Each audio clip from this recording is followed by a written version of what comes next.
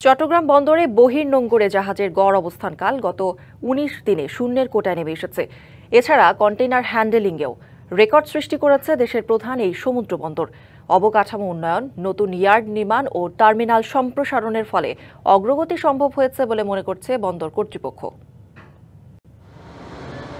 পণ্য খালাসের অপেক্ষায় দিনের পর দিন চট্টগ্রাম বন্দরের বহির্নোঙরে অপেক্ষার পরও জেটিতে আসার সুযোগ মিলত না অনেক জাহাজের। নির্ধারিত সময়ের অতিরিক্ত অবস্থানের কারণে আমদানিকারক সহ সংশ্লিষ্টদের পড়তে হতো বিপুল আর্থিক ক্ষতির মুখে। ১৫ থেকে ২০ দিন অপেক্ষার সেই চিত্র পাল্টে গেছে এখন। বন্দরে জাহাজ জড়ত নেই, জাহাজের অপেক্ষমান সময় কমে নেমে এসেছে শূন্যের কোটায়।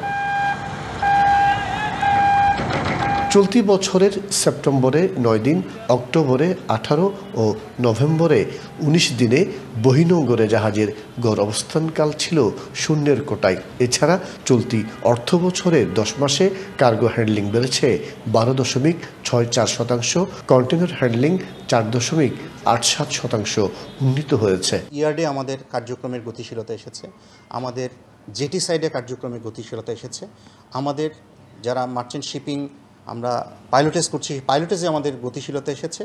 সব কিছু মিলে আমি প্রত্যেকটাকে এটাকে কন্ট্রিবিউটরি ফ্যাক্টর হিসেবে ধরবো। চট্টগ্রাম বন্দর এইটাই বজায় রাখার এখন থেকে চেষ্টা করবে।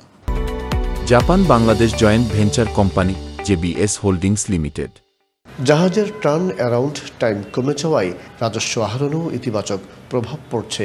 এর সুফল পাচ্ছে আমদানি ও রপ্তানিকারকরা। চট্টগ্রাম বন্দরের জাহাজ নেই বললেই চলে। জাহাজের টার্ন অ্যারাউন্ড টাইম শূন্যের কোটায় চলে এসেছে, যার ফলে ব্যবসায়ীদের দীর্ঘদিনের আমদানি রপ্তানি কার্যক্রমের ভোগান্তি লাঘব হতে চলেছে।